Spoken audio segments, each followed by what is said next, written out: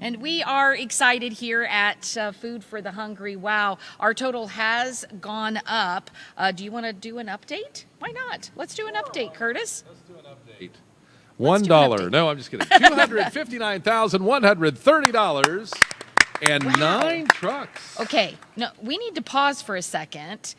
$259,130. We have a $340,000 goal. We're close. And we still have the Snowflake Gala tomorrow night. Yeah. That is it's really, really big. really good. And I know one lady that's pretty excited here is Renee Reiss? Reiss. Reiss. I knew I was going to get it wrong. I'm so sorry. Renee Reiss from Mount Vernon First Naz, Father's Table Food Pantry, and Hot Meal. We have a lot to talk about. First of all, I'm going to brag on it because it's my church. We go to church together.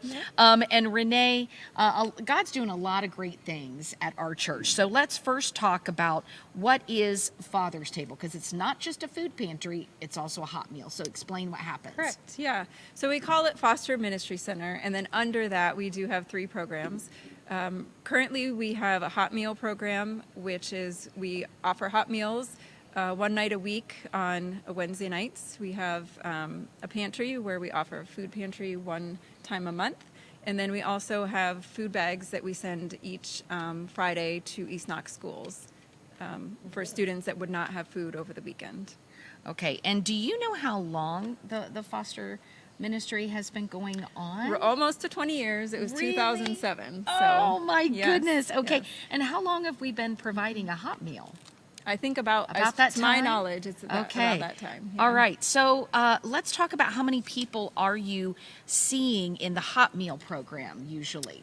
For hot meal on Wednesday night, we have between 60 to 80 that come.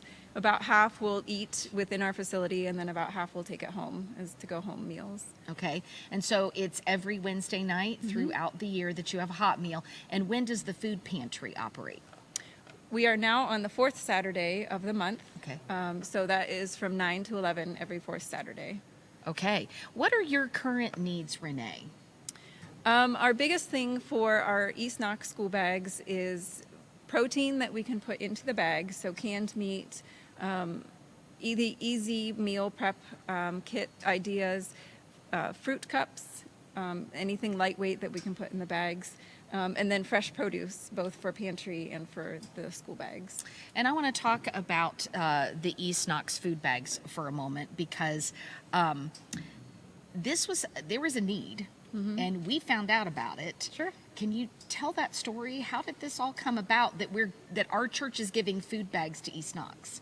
Sure. It mostly came from members in our church that work at the school, and they saw that need. They were able to communicate with staff, mostly resource officers and social workers and nurses within the school, and they said, hey, I think that's something that our church would be able to do. And so we met, and it kind of went from there. Wow. And so how often are food bags taken to the schools? So we do every Friday throughout Every the school Friday. year.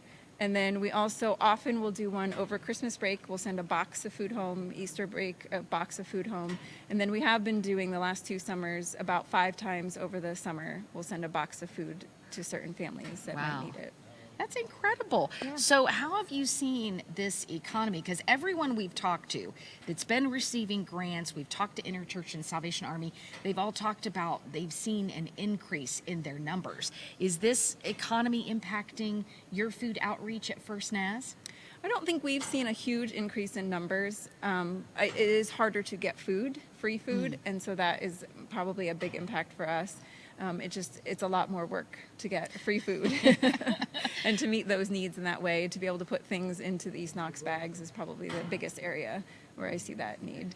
And we talked about you a little bit earlier. I don't know if your ears were burning No, or not. no. But when we were talking about the pop-up distribution, and that first pop-up, we had extra food. Sure. And we talked about how the partnerships are working to meet the need in our community, and how Austin called you up and he said, we have this, and this. Can you take any of Sure. it? And you came over. What did you get that day? I got some peanut butter. I think I got some canned goods. I got some dried fruit, I think. So, and another neat opportunity in that vein, I've been talking with LifePoint, and they do the food bags for Mount Vernon City Schools. Yeah.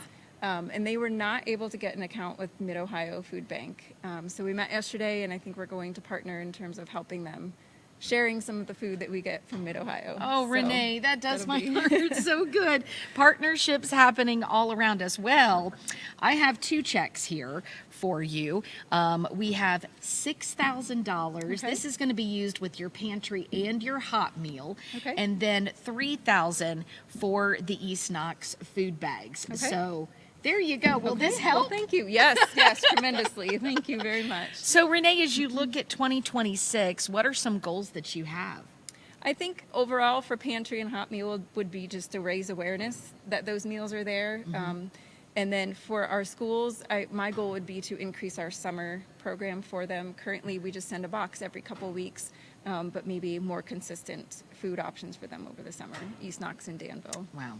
Well, we are so thrilled of what you are doing. You are meeting many needs there at Mount Vernon First Naz. Thank you, Renee Reiss, Yes. the Compassion Ministry Director. This is the 2025 Food for the Hungry Drive.